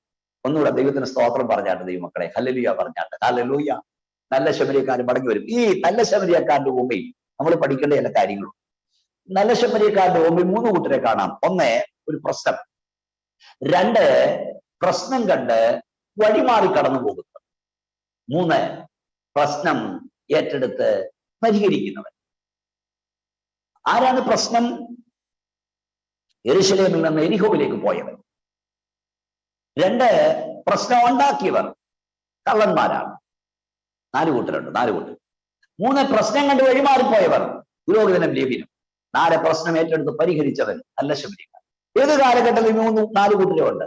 ചില സ്ഥിരം ഒരു പ്രശ്നമാണ്. ഇത് നോക്കിയ പ്രശ്നം, ഇത് നോക്കിയില്ലേ പ്രശ്നം, ചിലർ മിണ്ടിയ പ്രശ്നം, മിണ്ടിയില്ലേ പ്രശ്നം. എല്ലാത്തിനും പ്രശ്നം ഉണ്ടാക്കുന്ന ആളുകളുണ്ട്. ചില പ്രശ്നം ഉണ്ടാക്കുന്നവരാ, അവർ പ്രതികേറ്റി കൊടുക്കുന്നവരാ. അവര് പ്രശ്നമല്ല, പ്രശ്നം ഉണ്ടാക്കും, സ്ക്രൂ കയറ്റും. 3 കൂട്ടരുണ്ട്, പ്രശ്നം കണ്ട് വഴിമാറിപ്പോകും. ഈ 21 ദിവസമോ 40 ദിവസമോ ഉപവാസം നടക്കട്ടെ, കൺവെൻഷൻ നടക്കട്ടെ, ഞാനൊന്നും അറിഞ്ഞില്ല, അവരിതിനകത്ത് ഇന്നും ഇടപെടില്ല. 4 കൂട്ടരുണ്ട്, പ്രശ്നം, കൂട്ടായ്മയുടെ പ്രശ്നം എന്റെ പ്രശ്നമാണ്. എന്റെ സഭയിൽ എന്റെ കൂടെ ഇന്ന് പായിൽ ആരാധിക്കുന്ന ദൈവം എന്റെ വേദന, എന്റെ വേദന, അത് പരിഹരിക്കുന്നവരെ മുട്ടിമേൽ നിൽക്കുന്ന ദൈവമക്കൾ. സത്യത്തിൽ ഈ കാലഘട്ടത്തിൽ ദൈവസഭയ്ക്ക് ആവശ്യം പ്രശ്നക്കാരെയല്ല, പ്രശ്നം ഉണ്ടാക്കുന്നവരെയല്ല, പ്രശ്നം കണ്ട് വഴിമാറി പോകുന്നവരെയുമല്ല, പ്രശ്നം ഏറ്റെടുത്ത് പരിഹരിക്കുന്നവരെയാണ്. പിശാച് ഉയർത്തുന്ന വെല്ലുവിളികൾ യേശുവിന്റെ നാമത്തിൽ ഏറ്റെടുക്കുന്നവരെയാ ദൈവസഭയ്ക്ക് ആവശ്യം. ഞാൻ ഒന്നുകൂടെ പറയാം, നമ്മളൊരു പ്രശ്നമാകരുത്, നമ്മളൊരു തലവേദനയാകരുത്, നമ്മളൊരു വേദനയാകരുത്, നമ്മൾ ആശ്വാസമാകരുത്. ഞാൻ ഈ കൺവെൻഷനൊക്കെ പറയും, സഹോദര, നീ നിന്റെ സഭയ്ക്ക്, നിന്റെ മാതാപിതാക്കൾക്ക് ഒരു വേദനയാകരുത്, തലവേദനയാകരുത്, ആശ്വാസമാകും. നമ്മുടെ സാന്നിധ്യം ആളുകൾ കൊതിക്കണം. ചില ആളുകൾ ഈ ഉറ്റവരെക്കാൾ ഉടയവരെക്കാൾ ചില ആളുകൾ അന്വേഷിക്കും വേദന. കാരണം അവിടെ സാന്നിധ്യം പോലും ആശ്വാസം. നമ്മുടെ അങ്ങനെ ആയിരിക്കണം. അവിടെ 3 ഫിലോസഫികളിലൂടെ ഞാൻ പറയാം. ഏത് നല്ല ശബരിക്കാരന്റെ മുമ്പിൽ നിങ്ങൾക്ക് അറിയാവുന്നതായിരിക്കാം. ഒന്ന്, കള്ളന്മാരുടെ ഫിലോസഫി, തത്വവിശ്വാസം എന്താ? നിന്റേതല്ല എന്റേത്, നിനക്ക് എന്തൊക്കെയുണ്ടോ അതെല്ലാം എനിക്ക് വേണം. അതെ, പിശാചിന്റെ ഫിലോസഫിയാണ്. നമ്മുടെ നന്മ, നമ്മുടെ അനുഗ്രഹം, നമ്മുടെ സമാധാനം, നമ്മുടെ സ്വസ്ഥത അപകരിക്കുന്നവനാണ് പിശാച്. നിന്റേതെല്ലാം എന്റേത്, നിനക്ക് എന്തൊക്കെയുണ്ടോ അതെല്ലാം എനിക്ക് വേണം. അത് പിശാചിന്റേതാ. അവൻ വരുന്ന അറക്കാനാണ്, മുടിക്കാനാണ്, നശിപ്പിക്കാനാണ്. പിശാച് വരുന്നത് നമ്മെ ബന്ധിക്കാനാണ്. നമ്മുടെ കർത്താവ് വരുന്നത് ആ ബന്ധനത്തെ അറച്ചു വിടുവാനാണ്. പിശാച് വരുന്നത് നമ്മളെ ശപിക്കാനാ, കർത്താവ് വരുന്ന ശാപത്തെ അനുഗ്രഹമാക്കി മാറ്റാനാ. Praise the Lord. പിശാച് വരുന്നത് നിന്റെ ജീവനെ അപകരിപ്പാനാ, കർത്താവ് വരുന്ന സമൃദ്ധിയായി ജീവൻ തരുവാൻ വേണ്ടിയാണ്. പിശാചിന്റെ തിയോളജിയാണ് നിന്റെ സമാധാനം അപകരിക്കുക, നിന്റെ സ്വസ്ഥത അപകരിക്കുക, നിന്റെ സൗഖ്യം അപകരിക്കുക. നിന്റേതല്ല എന്റേത്. രണ്ടാമത്തെ ഫിലോസഫി പുരോഹിതന്റെ ലേബിയന്റെ ഫിലോസഫിയാണ്. അതെന്താ? നിന്റേതല്ല നിന്റേത്, എന്റേതല്ല എന്റേത്. നിന്റേതൊന്നും എനിക്കും വേണ്ട, എന്റേതൊന്നും നിനക്കും തരില്ല. ഇത് മാനുഷികമാണ്. സത്യത്തിൽ ഇന്നത്തെ പെന്തക്കോസ്തുകാരുടെ ഫിലോസഫി ഇതാ. നിങ്ങൾ സ്വോത്രം പറഞ്ഞാലും ഇല്ലേ, നിന്റേതും എന്റേതും നിന്റേതൊന്നും എനിക്കും വേണ്ട, എന്റേതൊന്നും നിനക്കും തരില്ല. സ്തോത്രം. പ്രിയപ്പെട്ട ദൈവമക്കളെ, കർത്താവിന്റെ വചനം പറയുന്നത് ദൈവം നമ്മെ സൃഷ്ടിച്ചത്, വീണ്ടെടുത്തത് സൽപ്രവർത്തികളിൽ ശുഷ്കാന്തിയുള്ളവരാകാൻ, ഷെയർ ചെയ്യപ്പെടണം, പങ്കുവെക്കപ്പെടണം. സ്തോത്രം. ഈ ഇയ്യോബിന്റെ കുടുംബം ഒരു കുടുംബം എങ്ങനായിരിക്കരുത് എന്ന് തെളിവാ. എങ്ങനായിരിക്കണം? ഇയ്യോബിന് 7 പിള്ളേര്, ആൺപിള്ളേര്, 3 പെൺപിള്ളേര്, 10 പിള്ളേര്. ഈ 7 മക്കളെ കുറിച്ച് എഴുതിയിരിക്കുന്ന ഓരോ ദിവസം ഓരോ വീട്ടിൽ വിരുന്ന് കാണും. എന്നിട്ട് ഈ പെൺകുഞ്ഞുങ്ങളെ, പെങ്ങന്മാരെ നമ്മുടെ കാറ് വിട്ട് അല്ലെ വാദം വിട്ട് ആള് വിട്ട് വിളിപ്പിക്കും. അപ്പൊ 7 ദിവസവും 7 വീട്ടിലും മീറ്റിംഗാ, ഭക്ഷണം കഴിപ്പാ. അപ്പൊ ഇവര് വിളിച്ചോണ്ട് വരും. എനിക്ക് ഭയങ്കര സ്നേഹവും അതിനകത്ത് തോന്നി. എന്താ? സഹോദരങ്ങൾ തമ്മിൽ കരുതുക. ഇത് എവിടുന്നാ ഇനി പഠിക്കുന്നേ? തമ്മിൽ കരുതാൻ പഠിപ്പിക്കണം മക്കളെ, കരുതാൻ. സ്തോത്രം. 1 സെന്റ് 2 സെന്റ് സ്ഥലത്തിന് വേണ്ടി ഇവിടെ കേസ് പറയുന്നവരുണ്ട് സുപ്രീം കോടതി വരെ. തമ്മിൽ കരുതാം. ഒരു വീട്ടിൽ യോഗം, മക്കളെ വിളിപ്പിക്കാം, സഹോദരങ്ങളെ. ഇത് നമ്മുടെ കുഞ്ഞുങ്ങളെ പഠിപ്പിക്കണം, കരുതാൻ, തമ്മി കരുതാൻ. സഹോദരങ്ങളെ മാത്രമല്ല, നിന്റെ അതയിൽ ആരാധിക്കുന്ന ദൈവമക്കളെ കരുതണം. സ്തോത്രം. ഞാൻ പണ്ട് കേട്ടിട്ടുണ്ട്, നിങ്ങൾ കേട്ടിട്ടുണ്ടായിരിക്കാം. അതെ, 2 സഹോദരന്മാർ, അവിടെ അപ്പൻ അമ്മ നേരത്തെ മരിച്ചുപോയി. ഉള്ള കൃഷിസ്ഥലം 2 പേർക്കായി വീതം വെച്ചു കൊടുത്തു, ചേട്ടനിയന്മാർ. കരുതലിനെ കുറിച്ച് പറയാനാ. 2 പേരും കൃഷി ചെയ്യാൻ തുടങ്ങി. കൃഷി വിളവായി, കളപ്പുരയിൽ കൂട്ടിവെച്ചു. പക്ഷെ രാത്രിയിൽ ചേട്ടൻ ഉറങ്ങാൻ കഴിയുന്നില്ല. ചേട്ടൻ ചിന്തിക്കുക, എന്റെ അനുജൻ അവന് വിളവ് കുറവാണോ? ഈ ചേട്ടൻ എന്നായിതറിയാമോ? ഒരു ചാക്ക് നിറയെ നെല്ല് വാരി കുത്തിക്കെട്ടി അനിയന്റെ 10 ഏക്കർ ലക്ഷ്യമാക്കി നടന്നു. അപ്പൊ അനിയൻ അപ്പുറത്തോടെ ചിന്തിക്കുക, എന്റെ ചേട്ടന്റെ വിളവ് കുറവാണോ? ഈ അനിയന് ഒരു ചാക്ക് നെല്ല് കുത്തിക്കെട്ടി ചേട്ടന്റെ 10 ഏക്കർ ലക്ഷ്യമാക്കി നടന്നു. നിങ്ങൾ കേട്ടിട്ടില്ലേ? ദൈവസവും പരിപാടി ഇതാ. അനിയൻ ഒരു ചാക്ക് ഇപ്പുറത്തെ 10 ഏക്കറെ കൊണ്ട് വെക്കും, ചേട്ടൻ ഒരു ചാക്ക് ചുമന്ന് ഇപ്പുറത്ത് കൊണ്ട്. അവർ പരസ്പരം അറിയുന്നില്ല. പക്ഷെ 10,000 കുറയുന്നില്ല. കൊടുക്കുന്നതിന് കുറയില്ലെന്നേ, കുറയില്ല. ഒരു ദിവസം സമയം തെറ്റിയതായിരിക്കാം. അനിയന്റെ 10 ഏക്കർ ഒരു അനക്കം. അനിയൻ ലൈറ്റ് അടിച്ച് നോക്കിയപ്പോ ചേട്ടൻ നിൽക്കുക. ഇതൊക്കെ കരയാതെ അങ്ങനെ പ്രസംഗിക്കും. അനിയൻ ചുമന്നെടുക്കാൻ നിൽക്കുക. ആ 2 പേരും കെട്ടിപ്പിടിച്ചു. ഇതാണ് കരുതൽ. ഇതായിരുന്നു ആദ്യ നൂറ്റാണ്ടിലെ ദൈവമക്കളുടെ കരുതൽ. ഞാൻ ദൈവമക്കളോട് ചോദിക്കട്ടെ, നമുക്ക് കരുതാൻ കഴിയുന്നുണ്ടോ?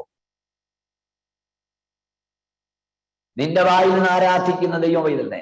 ഞാൻ നിങ്ങളെ അമേരിക്കക്കാരുടെ കാര്യം മാത്രമല്ല, ലോകം മുഴുവനുള്ള ദൈവമക്കളോട് പറയും, കരുതാൻ കഴിയുന്നുണ്ടോ?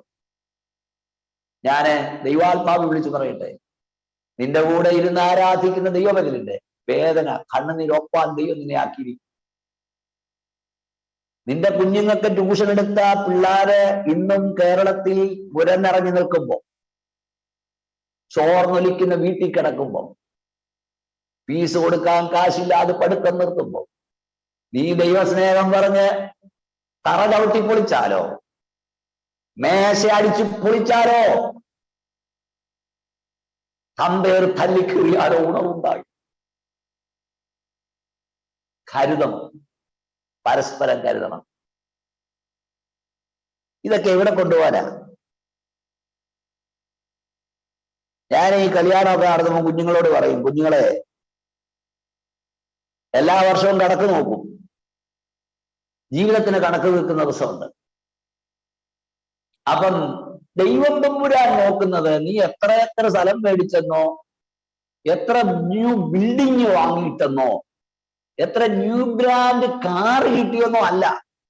അമേരിക്കയിൽ എത്ര വീടുണ്ടെന്നോ, വടക്കേന്ത്യ എത്ര വീടുണ്ടെന്നോ, അല്ലെ ഗൾഫിൽ എത്ര ബാങ്ക് നിക്ഷേപം ഉണ്ടെന്ന് കണക്ക് തീർക്കുന്ന ദിവസം തമ്പുരാൻ നോക്കുന്നത് നിനക്ക് എത്ര പേരുടെ കണ്ണുനീരപ്പാൻ കഴിഞ്ഞെന്നാ,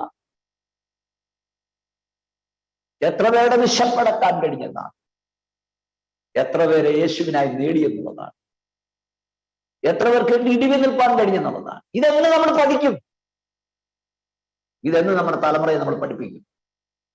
നിങ്ങൾക്കറിയാം, ഞാൻ പറയാതെ, പത്തനംതിട്ട ജില്ലയിലാണ് ഏറ്റവും അധികം റിസർവ് ബാങ്കിന്റെ കണക്കനുസരിച്ച് ലാപ്സായി പോയ പണം 880 കോടി എങ്ങാണ്ടാണ് അവകാശികളിൽ. ഇന്ത്യയിൽ കോട്ടയത്താണ് 2ാം സ്ഥാനം, 2 അച്ചായന്മാരുടെ സ്ഥലം. ഇട്ടുകൂട്ടി എവിടെ എത്തും ഇത്? ഈ കൊറോണ കാലമൊക്കെ ആയിട്ട് നമുക്ക് വല്ലതും പഠിക്കാൻ കഴിയും? എന്റെ വിഷയം അതൊക്കെ ഒന്നും അല്ലെങ്കിൽ പരിശുദ്ധാത്മാ കയറ്റിക്കൊണ്ടുപോകാം. നിന്റേതല്ല നിന്റേത്, എന്റേതല്ല എന്റേത്, നിന്റെ വേദന നീ വന്നു. നോ, കർത്താവ് നമ്മെ വിളിച്ചത് തമ്മിൽ ഭാരങ്ങളെ ചുമക്കാൻ വേണ്ടിയാണ്. സ്തോത്രം. നിങ്ങൾക്കറിയാം, ഞാൻ ദൈവവചനം പ്രസംഗിക്കുന്നത് ഇങ്ങനെയാണ്, എന്നെ ദൈവം ഇതിനാ വിളിച്ചത്. സ്തോത്രം. മൂന്നാമത്തെ ഒരു ഫിലോസഫി ഉണ്ട്,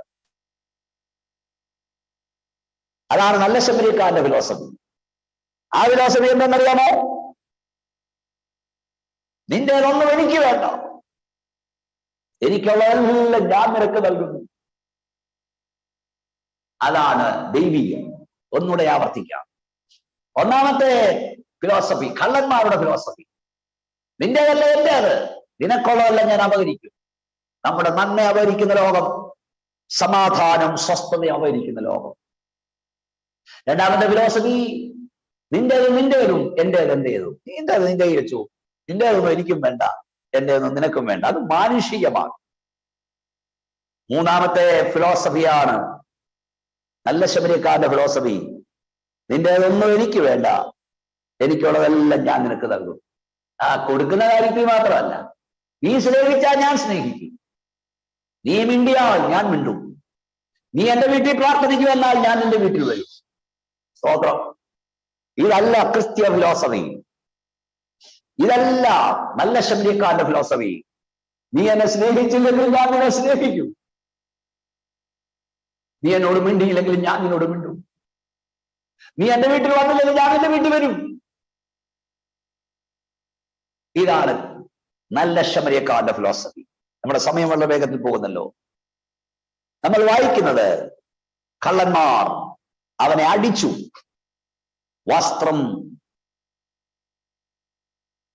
വലിച്ചുരിഞ്ഞു, മുറിവേൽപ്പിച്ചു, കൊള്ള ചെയ്തു, അർത്ഥപ്രാണനായി വിട്ടേച്ചു പോയി. നന്മ അപഹരിക്കുന്ന, മുറിവേൽപ്പിക്കുന്ന, സ്വസ്ഥത കളയുന്ന, വേദനിപ്പിക്കുന്ന, കഷ്ടപ്പെടുത്തുന്ന ലോകം. അവിടെ ഇതാ നല്ല ശമരിയക്കാരൻ വരുന്നു, ആശ്വസിപ്പിക്കുന്ന, ഹല്ലേലൂയ, വിടുവിക്കുന്ന, മുറിവുണക്കുന്ന, കണ്ണുനിരപ്പുന്ന നല്ല ശമരിയക്കാരൻ തക്ക സമയത്ത് വന്നു. അതിലൊക്കെ ഒത്തിരി മർമ്മമുണ്ട് ദൈവം. ഈ നല്ല ശമരിയക്കാരൻ താമസിച്ചിരുന്നെങ്കിൽ അവൻ അവിടെ കിടന്ന് ചത്തേനെ. ഈ നല്ല ശമരിയക്കാരൻ ഒരിക്കലും താമസം വരില്ല. നല്ല ശമരിയക്കാരൻ ഒരിക്കലും നേരത്തെ വരത്തില്ല, ഒരിക്കലും താമസം വരുന്നില്ല. അവൻ തക്ക സമയത്ത് വരും. നല്ല ശമരിയക്കാരൻ താമസിച്ചിരുന്നെങ്കിൽ ഇവൻ ജീവനോട് കാണില്ലായിരുന്നു. ഇന്ന് ഈ പ്രഭാഷണം കേട്ടുകൊണ്ടിരിക്കുന്ന എല്ലാ ദൈവമക്കളെയും അനുഭവം, നമ്മുടെ കർത്താവ് നമുക്ക് വേണ്ടി തക്ക സമയത്ത് ഇറങ്ങി വന്നു. God on time. അവൻ നന്നായി ചെയ്യും, സകലവും തക്ക സമയത്ത് നന്നായി ചെയ്യും. ഞാൻ ഈ ജോസഫിന്റെ കാര്യം പ്രസംഗിക്കുമ്പോൾ ചിന്തിക്കും, യോസഫ് സഹോദരന്മാർക്ക് ഭക്ഷണവുമായി ചെന്ന് അവരവനെ പിടിച്ച് പൊട്ടക്കടലിട്ടു. യോസഫ് പൊട്ടക്കിണറ്റിൽ കിടക്കുന്ന സമയത്ത് മിഥ്യാന കച്ചവടക്കാർ വന്നു. യോസഫ് വരുന്നതിന് മുമ്പ് വന്നിട്ട് അവർ പോയിരുന്നെങ്കിലോ? യോസഫിന്റെ സഹോദരന്മാർ മിഥ്യാന കച്ചവടക്കാർ പോയി കഴിഞ്ഞ് ഒന്നിനു മുമ്പ് എഴുന്നേറ്റ് പോയിരുന്നെങ്കിലോ? കച്ചവടം നടക്കത്തില്ല. മോശക്കുഞ്ഞിനെ നീലവിൽ ഇട്ടപ്പോൾ ഫറവോന്റെ പുത്രി വന്നു. കുറച്ചു മുമ്പേ വന്നായിരുന്നല്ലോ, താമസിച്ച് വന്നായിരുന്നല്ലോ. ഫറവോന്റെ വീട്ടിൽ മോശ വളരില്ല. ഇന്ന് രാത്രി എന്നെ കേട്ടുകൊണ്ടിരിക്കുന്ന ദൈവമക്കളെ, നീ ചിന്തിക്കുന്ന കർത്താവ് താമസിക്കുന്നതാ. എന്റെ കുഞ്ഞുങ്ങളുടെ കാര്യത്തിൽ താമസിക്കുന്നു. ദൈവം താമസിക്കില്ല. അവൻ തക്ക സമയത്ത് അത്ഭുതങ്ങളെ ചെയ്യും. താമസിക്കുന്ന നിനക്ക് തോന്നുന്നെങ്കിലും എന്റെ ദൈവം താമസിക്കുന്നത്. നല്ല ശമരിയക്കാരൻ വന്നു. ലോകം തീർന്നു എന്ന് ചിന്തിക്കുന്നിടത്ത് തുടക്കമിടുന്നവനാണ് നമ്മുടെ ദൈവം. തീർന്നെന്ന് ചിന്തിച്ചിടത്ത് നിന്ന് ദൈവം തുടക്കമിട്ടു. എന്താണ് നല്ല ശമരിയക്കാരൻ ചെയ്ത്? അവനെ കണ്ടവനോട് മനസ്സറിഞ്ഞു, അവനോട് ദയ തോന്നി, അവന് മുറിവുകൾ എണ്ണയും വീഞ്ഞും പകർന്നു, മുറിവുകളെ കെട്ടി, തന്റെ വാഹനമൃഗത്തിൽ അവനെ കയറ്റി, രക്ഷിച്ചവൻ നടന്നു. ഹല്ലേലൂയ. വടിയമ്പലത്തിൽ കൊണ്ടുചെന്നു രക്ഷ ചെയ്തു. ആ രാത്രി അവനോട് പാർത്തു. വടിയമ്പലക്കാരനെ ഏൽപ്പിച്ചു. 2 വെള്ളിക്കാശ് കൊടുത്തു. അധികം വല്ലതും ചെലവിട്ടാൽ ഞാൻ മടങ്ങി വരുമ്പോൾ തന്നുകൊള്ളാമെന്ന് പറഞ്ഞു. അവൻ യാത്ര പോയി. ഇതിൽ ചില മർമ്മം കൂടെ പറഞ്ഞ് ഞാൻ അവസാനിപ്പിക്കാം. രക്ഷിച്ചവൻ വടിയിലിട്ടിട്ട് പോകുന്നവനല്ല, നിന്നെ ഏൽപ്പിക്കേണ്ടവനെ ഏൽപ്പിക്കും. അവർ God is over and finisher. നീ കർത്താവിനെ ഒരു കാര്യം ഏൽപ്പിച്ചാൽ പാതി വഴിയിൽ ഇട്ടിട്ട് പോയില്ല, അവനത് പൂർത്തീകരിക്കും. നമ്മെ രക്ഷിച്ച ദൈവം എത്തിക്കേണ്ടിടത്ത് എത്തിക്കുന്നവൻ കൂടെയാണ്. നല്ല ശമരിയക്കാരൻ ഇവനെ രക്ഷിച്ചിട്ട് എവിടെയാണ് കൊണ്ടെത്തിച്ചത്? വഴിയമ്പലത്തിൽ. ഈ വഴിയമ്പലം ദൈവസഭയാണ്. എല്ലാവരും ശ്രദ്ധിക്കണം. ദൈവസഭ വഴിയമ്പലം, അവിടെ രക്ഷ ചെയ്യുന്നിടമാണ്. ഹല്ലേലൂയ. ദൈവത്തിന്റെ സഭ കൊള്ള ചെയ്യപ്പെട്ടവരെ വീണ്ടും കൊള്ള ചെയ്യുന്നിടമല്ല. മുറിവേറ്റവനെ വീണ്ടും മുറിവേൽപ്പിക്കുന്നതല്ല. വേദനപ്പെട്ടവനെ വീണ്ടും വേദനിപ്പിക്കുന്നതല്ല. ദൈവത്തിന്റെ സഭ മുറിവ് കെട്ടുന്നതാണ്, ആശ്വാസം നൽകേണ്ടതാണ്. ശ്രദ്ധിച്ചു കേൾക്കണം. സ്തോത്രം. ആശ്വസിപ്പിക്കേണ്ടവ. സഭാപ്രസംഗി 2:4 സോറി ഉത്തമഗീതം അല്ലേ, അവനെ വീഞ്ഞു വീട്ടിലേക്ക് കൂട്ടിക്കൊണ്ടുവന്നു. എന്റെ മീതെ പിടിച്ചിരുന്നത് സ്നേഹപ്പൊടിയായിരുന്നു. ദൈവസഭ വീഞ്ഞു വീടാണ്.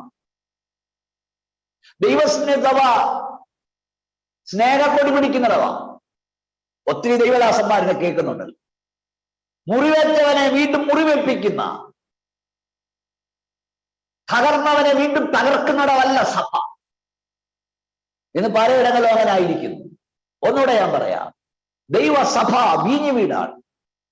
ദൈവസഭ മുന്തിരിയുടെ അവസ്ഥയാണ്. സഭ മുന്തിരിത്തോട്ടമാണ്. സഭ ചുടുകണത്തോട്ടമല്ല, ആകരുത്. സഭ റബ്ബറിൻ തോട്ടമല്ല. ഞാൻ എന്റെ പ്രിയതമന്, എന്റെ പ്രിയന്റെ തോട്ടത്തെ കുറിച്ച് എന്റെ പ്രിയന്റെ പാട്ടുപാട്. ഞാൻ സാക്ഷാൽ മുന്തിരിവള്ളി, നിങ്ങൾ കൊമ്പുകളുമാകും. സഭ മുന്തിരിത്തോട്ടമാണ്. സഭ വനമല്ല, സഭ തോട്ടമാണ്. വനത്തിലെല്ലാം വളരും, തോട്ടത്തിൽ നട്ടത് മാത്രമേ വളരുകയുള്ളൂ. വനം സ്വാഭാവികമായി വളരും, എന്നാൽ തോട്ടത്തിന് പരിപാലനം നട്ടിട്ടുള്ളതേ വളരുകയുള്ളൂ. വനത്തിന് വേലിയില്ല, തോട്ടത്തിന് വേലിയുണ്ട്. വനത്തിന് ഉടയവനില്ല, തോട്ടത്തിന് ഉടമസ്ഥനുണ്ട്. വനത്തിന് വെള്ളമൊഴിപ്പില്ല, വളമിടിയില്ല. തോട്ടത്തിന് വെള്ളമൊഴിക്കും, വളമിടും. ഇന്ന് ദൈവസഭ തോട്ടം മാറി വനം പോലെ ആയിക്കൊണ്ടിരിക്കും. ഒന്നുകൂടെ ഞാൻ ആവർത്തിക്കുന്നു, സഭ മുന്തിരിത്തോട്ടമാണ്. എന്താണ് മുന്തിരിയുടെ പ്രത്യേകത? ന്യായാധിപന്മാർ 9:12-13 ദൈവത്തെയും മനുഷ്യനെയും ആനന്ദിപ്പിക്കുന്നത്. ഉത്തമഗീതം 2:4-5 ഹൃദയത്തെ ശക്തീകരിക്കുന്നത്. മുന്തിരിയാണ് തന്നെ ശക്തീകരിക്കുക. ലൂക്കോസ് 10:32 ഇപ്പൊ നമ്മൾ ചിന്തിക്കുന്നത് എണ്ണയും വീഞ്ഞും പകർന്ന് മുറിവുണക്കുന്നത്. 104 സങ്കീർത്തനം 15 വാക്യം മനുഷ്യന്റെ ഹൃദയത്തെ സന്തോഷിപ്പിക്കുന്ന വീഞ്ഞ്. സമയമില്ലാത്തതുകൊണ്ട് ഞാൻ ഓടിച്ചു വിടുന്നത്. മുന്തിരിയുടെ പ്രത്യേകത ഞാൻ പറയുന്നത് ദൈവത്തെ മനുഷ്യനെ ആനന്ദിപ്പിക്കുന്നത്, ഹൃദയത്തെ ശക്തീകരിക്കുന്നത്, മുറിവുണക്കുന്നത്, സന്തോഷിപ്പിക്കുന്നത്. ദൈവത്തിന്റെ സഭ ആനന്ദമും ഹൃദയത്തെ ശക്തീകരിക്കുന്നത്, മുറിവുണക്കുന്നത്, സന്തോഷിപ്പിക്കും. ഞാൻ ഒന്നുകൂടെ പറയാ, കൊള്ള ചെയ്യപ്പെട്ടവൻ ഇവിടെ വീണ്ടും കൊള്ള ചെയ്തു. ദൈവസഭ മുന്തിരിത്തോട്ടങ്ങളായി മാറണം. ഇപ്പോൾ സഭയ്ക്ക് സമാധാനമില്ല. കേരളത്തിലെ സംബന്ധിച്ച് ആരോ പറഞ്ഞ പോലെ ഭരണാധികാരികളും നാട്ടുകാരും ജഡ്ജിമാരും ഒക്കെ ഇടപെട്ടിട്ടും സഭയിൽ സമാധാനമില്ല. അങ്ങേയറ്റത്തെ കത്തോലിക്കാ സഭ മുതൽ പെന്തക്കോസ്ത് സഭ വരെ തമ്മിലടിയ. കുറുന്തോട്ടിക്ക് വാഴമെന്ന് പറയുന്നവരാ. വല്ല ആരെങ്കിലും ഒരുത്തൻ നമ്മുടെ സഭയ്ക്കകത്ത് എത്തിയാൽ ഇതിനകത്ത് വന്നു പോയല്ലോ എന്ന് പറയാനിടയാകരുത്. ഈ ഇഷ്ടപ്പെടുന്ന പറയാനല്ല പരിശുദ്ധാത്മാവ് എന്നെ ഇരുത്തിയത്, ആവശ്യമുള്ള പറയാൻ. നേരത്തെ വരാനൊത്തില്ലോ എന്ന് പറയുന്നു. എന്നൊരു സങ്കടകരമായ അവസ്ഥയാണ്. സഭ മുന്തിരിത്തോട്ടം അത്രയും, സഭ ആശ്വസിപ്പിക്കുന്നിടമത്രയും, സഭ കണ്ണുനിരപ്പുന്നിടമാണ്, സഭ ശക്തീകരിക്കുന്നിടമാണ്. നമ്മുടെ സഭകൾ അങ്ങനെ ആയിത്തീരട്ടെ. ഇതാ വഴിയമ്പലക്കാരനെ ഏൽപ്പിക്കുന്നു 2 വെള്ളിക്കാശ്. ഇതൊക്കെ പഴയ അപ്പച്ചന്മാർ വ്യാഖ്യാനിച്ചിട്ടുണ്ട്. അതിൽ രക്ഷ ചെയ്യണം. ദൈവസഭയെ രക്ഷ ചെയ്യേണ്ടത് തത്വശാസ്ത്രവും പുരാതന കടങ്കഥയും പറഞ്ഞല്ല, വചനത്തിൽ നിന്നാണ്. ഇവിടെ മർമ്മപ്രധാനമായ ഒരു കാര്യം പറഞ്ഞ് ഇന്ന് രാത്രി എന്റെ പ്രഭാഷണം ഞാൻ അവസാനിപ്പിക്കാം. അതെ, നല്ല ശബരിക്കാരൻ പറഞ്ഞു, ഇവനെ രക്ഷ ചെയ്യണം, സഭ രക്ഷ ചെയ്യുന്നതാണ്. എവിടുന്ന്? 2 വെള്ളിക്കാശ് കൊടുത്തില്ല, അതിൽ നിന്ന് രക്ഷ ചെയ്യണം. എന്നിട്ട് അവൻ പറഞ്ഞു, അധികം വല്ലതും ചെലവിട്ടാൽ ഞാൻ മടങ്ങി വരുമ്പോൾ തന്നുകൊള്ളാം. അപ്പോൾ ഈ അർത്ഥപ്രാണനായി കിടന്നവൻ വഴിയമ്പലത്തിൽ ഇപ്പോൾ ആയിരിക്കുക. പക്ഷെ അവനവിടെ കിടക്കുമ്പോഴും അവന്റെ നോട്ടം വഴിയിലേക്കാണ്. ആരെയാണ്? രക്ഷിച്ചവനെയാണ്. മുമ്പേ ഞാൻ പാടുന്നത്, എന്നു വരും, എപ്പോൾ വരും, പോയതുപോ എൻ മണവാളനെ. പിന്നെ കത്തുകത്തേകനായി നിൻവരമോർത്തു ഞാൻ നാളത്ര നീക്കിയൻ യേശുദേവാ. കാണും പ്രപഞ്ചമോ മാറിയെന്നാകിലും, കാണും പ്രപഞ്ചമോ മാറിയെന്നാകിലും മാറാത്ത വാക്കു നീ തന്നളയോ. നല്ല ശബരിക്കാരൻ പറഞ്ഞു, ഞാൻ മടങ്ങി വരും. അപ്പൊ നർത്തപ്രാണനായി കിടന്നവൻ വഴിയമ്പലത്തിൽ രക്ഷ ചെയ്യപ്പെട്ടവന്റെ നോട്ടം എന്നു വരും എന്റെ പ്രാണപ്രിയൻ. സഭ കാത്തിരിക്കേണ്ടത് പ്രാണപ്രിയനെയാണ്. ഞാൻ ഒരു ഗൗരവമായ വിഷയം പറഞ്ഞ് ഇന്ന് രാത്രി എന്റെ പ്രഭാഷണം അവസാനിക്കും. റിബേക്കയും എളയാസറും കൂടെ മരുഭൂമിയിലൂടെ യാത്ര ചെയ്യുകയാണ്. അബ്രഹാമിന്റെ മകനായ ഇസഹാക്കിന് വേണ്ടി ഒരു ഭാര്യയെ എടുക്കുവാൻ അബ്രഹാം എലയാസിനെ വിടുന്നു. അബ്രഹാം പിതാവാം ദൈവത്തിന് സാദൃശ്യം, ഇസഹാക്ക് ക്രിസ്തു നിഴൽ. റിബേക്ക ദൈവസഭയ്ക്ക് സാദൃശ്യം, എലയാസർ പരിശുദ്ധാത്മാവൻ. എലയാസർ റിബേക്കയെ ഒരുക്കി കൊണ്ടുവരുന്ന ഒട്ടകപ്പുറത്താണ്. ഒട്ടകം കൂനുള്ളതാണ്. മരുഭൂമിയുടെയാണ് യാത്ര. ഈ മരുഭൂമിയുടെ യാത്രയിൽ എലയാസറിന് റിബേക്കയോട് പറയാനുള്ളത് മരുഭൂമിയെ കുറിച്ചല്ല, ചുറ്റുപാടുകളല്ല കാണിക്കാനുള്ളത്. ചെന്ന് വാർക്കാൻ പോകുന്ന വീട്, കാത്തിരിക്കുന്ന മണവാളൻ. ഇന്ന് രാത്രി എന്നെ കേൾക്കുന്ന ദൈവമക്കളെ, ദൈവദാസന്മാരെ, സഭയോട് അഭിഷക്തന്മാർക്ക് പറയാനുള്ളത് മണ്ണിനെ കുറിച്ചല്ല. ഈ മണ്ണിനെ കുറിച്ച് തന്നെ പറഞ്ഞുകൊണ്ടിരിക്കുക. ഈ കൊറോണയുടെ തൊട്ട് മുമ്പ് വരെ മേടിച്ചോ, പിടിച്ചോ, പ്രാപിച്ചോ, ഇത്രയൊന്നും കിട്ടിയിട്ടും പോരായോ? ദൃഷ്ടി വെച്ച് പ്രാർത്ഥിച്ചു എന്ന് പറഞ്ഞാൽ അവന്റെ അടിച്ചു മാറ്റി തരാൻ പോവാ. സ്വതം ജീവനും ഭക്തിക്കും വേണ്ടതൊക്കെ വേണം, തന്നിട്ടുണ്ട്. എന്നാൽ സഭയുടെ ലക്ഷ്യസ്ഥാനം സ്വന്തം സിയോനാണ്. എല്ലാ പ്രസംഗികരും എല്ലാ പ്രവാചകരും സഭയ്ക്ക് കൊടുക്കേണ്ട ദർശനം വിണ്ണിനെ കുറിച്ചായിരിക്കും, ഈ മണ്ണിനെ കുറിച്ചാകരുത്. കാരണം ഇട്ടിട്ട് പോകണം. 68,000 സ്ക്വയർ ഫീറ്റ് വീട്ടിൽ പാർത്തവനെ കോവിഡ് കൊണ്ടുപോയി. കേരളത്തിലെ കാര്യം 68,000 സ്ക്വയർ ഫീറ്റ് എന്ന് പറഞ്ഞാൽ അറിയാമല്ലോ കണക്ക്. നമ്മുടെ കേരളത്തിൽ നിങ്ങളുടെയൊക്കെ വീടുണ്ടെങ്കിൽ 3,000, 4,000, 5,000 അപ്പുറം ഇല്ല. ഇന്നലെ ഞാന് വാഗമണ്ണായിരുന്നു പ്രസംഗം. അപ്പൊ ഈ പാലാ വഴിയെ വന്ന് 33,000 സ്ക്വയർ ഫീറ്റ് വീട്ടിൽ പാർത്തവനെ 33-കാരനെ കോവിഡ് കൊണ്ടുപോയി. അവന് 15 ലക്ഷം രൂപ അവന്റെ പൂക്കൾ നിരത്തി വെച്ചു. കാണുന്ന താൽക്കാലിക, കാണാത്ത നിത്യവ. ഈ പ്രത്യാശയോട് ജീവിക്കാൻ മാത്രമല്ല, പ്രത്യാശയോട് മരിക്കാനും ജനത്തെ പഠിപ്പിച്ചോണം. അത് പറയുമ്പോൾ സ്വതന്ത്രം വരില്ല, പക്ഷെ യാഥാർത്ഥ്യമാണ്. ഏത് നിമിഷം ഇവിടെ പോകേണ്ടവരാണ്. അപ്പോൾ എലയാസറും റിബേക്കയും കൂടെയുള്ള യാത്രയിൽ എലയാസർ റിബേക്കയോട് പറയുന്നത് കാത്തിരിക്കുന്ന മണവാളനെ കുറിച്ചാണ്, ചെന്ന് പാർക്കാൻ പോകുന്ന വീടിനെ കുറിച്ചാണ്. യാത്ര വേഗം തീരും അല്പകാലത്തിൽ, താണ്ടിടുന്ന വേഗം കണ്ണീർ താഴ്വരാ. ശോഭയേറും ദേശം ദൂരെ കാണുന്നു, യോർദാനക്കരെ വേഗം ചേർന്നിടും. എനിക്ക് തോന്നുന്നു മാത്യു പി തോമസ് സാറിന്റെ പാട്ടായില്ല, മാത്യു പി തോമസ് സാർ എഴുതിയ പാട്ടാണ്. എന്താ പറയുന്നേ? യാത്ര വേഗം തീരും അല്പകാലത്തിൽ, താണ്ടിടുന്ന വേഗം കണ്ണീർ താഴ്വരാ. ശോഭയേറും ദേശം ദൂരെ കാണുന്നു, യോർദാനക്കരെ നമ്മൾ വേഗം ചെയ്യും. നമുക്കതിനായി ഒരുങ്ങാം. നമ്മുടെ കർത്താവ് നിനയാത്ത നാഴികയിൽ വരും. നമ്മുടെ കർത്താവ് കള്ളനെ പോലെ വരും. അവൻ ഏത് നിമിഷവും വരും. അവൻ വേഗം വരും. ഒരുങ്ങിയിരിക്കുക, ഉണർന്നിരിക്കുക, വഞ്ചിക്കപ്പെടാതിരിക്കുക, ചഞ്ചലപ്പെടാതിരിക്കുക. നല്ല ശബരിയക്കാരൻ വരുമ്പോൾ രക്ഷ ചെയ്തവൻ വീട്ടിൽ കാണണം, വഴിയമ്പലത്തിൽ കാണണം കേട്ടോ. സ്തോത്രം.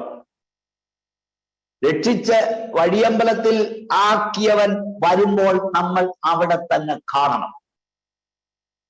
കാക്കയപ്പവുമായി വരുമ്പോൾ ഏലിയാവ് ദൈവം കൽപ്പിച്ചെടുത്ത് കാണണം. എനിക്കായും നമ്മുടെ കർത്താവ് വരും. ഒരുങ്ങിയിരിക്കാം. നമ്മുടെ ഓട്ടം നിത്യതയ്ക്ക് വേണ്ടി ആയിരിക്കട്ടെ, ഈ മണ്ണാങ്കട്ടയ്ക്ക് വേണ്ടി ആകരുത്. ഇത് കാണുന്ന താൽക്കാലികമാണ്, കാണാത്ത നിത്യമാണ്. ആമേൻ. കർത്താവായ യേശുവേ വരണമേ എന്ന് നമുക്ക് ഒന്നിച്ച് പ്രാർത്ഥിക്കാം. അവരുടെ വരവിൽ നമ്മൾ കൈവിടപ്പെടാതിരിക്കട്ടെ. എല്ലാ ദൈവമക്കൾക്കും കണ്ണുകൾ ദൈവത്തിൽ അണയ്ക്കാം. ഒരു നിമിഷം കർത്താവിനോട് പ്രാർത്ഥിക്കാം. നമ്മുടെ കാത്തിരിപ്പ് എന്താണ്? നമ്മുടെ പ്രത്യാശ എന്താണ്? നമ്മുടെ പ്രാർത്ഥന എന്താണ്? പ്രാണപ്രിയന്റെ വരവാണ്.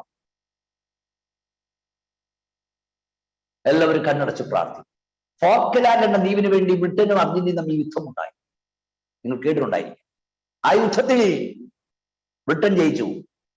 അനേക ഭടന്മാർ അവർക്ക് നഷ്ടപ്പെട്ടു. യുദ്ധത്തിൽ ജയശ്രീതായി മടങ്ങി വരുന്ന ഭടന്മാരെ സ്വീകരിപ്പാൻ സദാംപ്ടൺ തുറമുഖത്ത് വലിയൊരു സ്വീകരണം ഒരുക്കി. രാജ്ഞി ഉൾപ്പെടെ അവിടെ കൂടി. ദൂരവേ കപ്പൽ കണ്ടപ്പോൾ തന്നെ കൈലേസുകൾ കാത്തുനിന്നവർ ഉയർത്തി വീശുവാൻ തുടങ്ങി. കപ്പൽ തീരമടുത്തപ്പോൾ അവർ ആലിംഗനം ചെയ്ത് ചുംബിച്ച് ഓരോരുത്തരെ സ്വീകരിച്ചു. യൗവനയുക്തിയായ ഒരു സഹോദരിയും 2 കുഞ്ഞുങ്ങളും 5ഉം 3ഉം വയസ്സുള്ള 2 കുഞ്ഞുങ്ങളും അവിടെ ഉണ്ടായി. BBC-ക്ക് വേണ്ടി രംഗങ്ങളെല്ലാം ഒരു ക്യാമറമാൻ പകർത്തിക്കൊണ്ടിരുന്നു. ഈ ക്യാമറമാൻ ഇവരുടെ നേരെ ഫോക്കസ് ചെയ്തു. ആ യുദ്ധത്തിൽ പോയി മുറിവേറ്റ് മരിച്ചുപോയ ഒരു ഭരന്റെ ഭാര്യയും കുഞ്ഞുങ്ങളുമായിരുന്നു അവർ. ഈ ക്യാമറ ഈ കുഞ്ഞുങ്ങളുടെ നേരെ ഫോക്കസ് ചെയ്ത് 3 വയസ്സുകാരന് നേരെ മൈക്രോഫോൺ കൊടുത്തിട്ട് ക്യാമറമാൻ ചോദിച്ചു, മോനെ, ഈ അവസരത്തിൽ നിനക്ക് രാഷ്ട്രത്തോട് എന്തെങ്കിലും പറയാനുണ്ടോ? ഉടനെ അവൻ പറഞ്ഞു, I wish my daddy with this group. ഞാൻ ആഗ്രഹിക്കുന്നു എന്റെ ഡാഡിയും ഈ കൂട്ടത്തിൽ ഉണ്ടായിരുന്ന എത്ര നല്ലതായിരുന്നു. ഈ പ്രഭാഷണം കേട്ടുകൊണ്ടിരിക്കുന്ന ഈ മക്കളെ, എന്റെ ഹൃദയത്തിൽ ഞാൻ നിങ്ങളോട് പറയട്ടെ, നമ്മളൊരു യുദ്ധമുന്നണിയിലാണ്. നമ്മൾ ഇങ്ങേ തീരം വിടും, നാം അങ്ങേ തീരത്തെത്തും. നാം അവിടെ എത്തുമ്പോൾ എന്റെ ഇന്നാരും ഇവിടെ ഉണ്ടായിരുന്നെങ്കിൽ എന്ന് പറയാനിടയാകും. നമ്മുടെ വാഴ്ത്തപ്പെട്ട കർത്താവ്, കോടാനുകോടി വിശുദ്ധന്മാർ, ദൂതസംഘം നമ്മെ കാത്തു നിൽക്കും. എനി ടൈം കാഹളം ധ്വനിക്കാം, മരണം നമ്മെ സന്ധിക്കാം.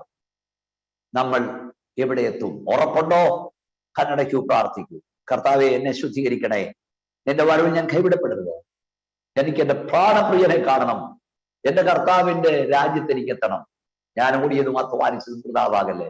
എന്നെ ഒരിക്കൽ കൂടെ കഴുകണമേ എന്ന്, ശുദ്ധീകരിക്കണമേ എന്ന് പ്രാർത്ഥന. നല്ല പാട്ട് മുമ്പ് നമ്മൾ കേട്ടു.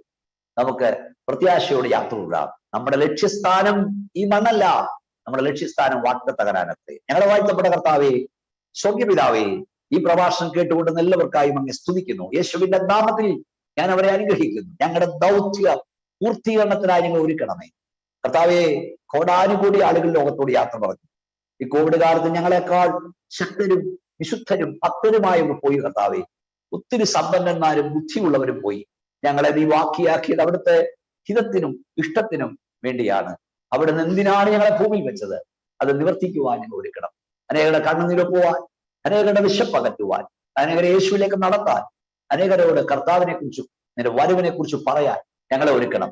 ഈ പ്രഭാഷണം കേട്ടുകൊണ്ടിരിക്കുന്നവരെല്ലാവരെയും എനിക്ക് കണ്ണുകൊണ്ട് കാണാൻ കഴിയുന്നില്ല, പക്ഷെ അങ്ങ് കാണുന്നല്ലോ. ഞങ്ങൾ വളരെ ദൂരെയാണ് കർത്താവേ. എന്നാൽ അങ്ങക്ക് ദൂരം വിഷയമല്ല, നേരം വിഷയമല്ല. നിന്റെ കരം വെച്ചവരെ വിടുവിക്കുകയും സൗഖ്യമാക്കുകയും ശക്തീകരിക്കുകയും ആശ്വസിപ്പിക്കുകയും ചെയ്യണമേ. പ്രാർത്ഥന കേട്ടാൽ നന്ദി, യേശുവിന്റെ നാമത്തിൽ തന്നെ.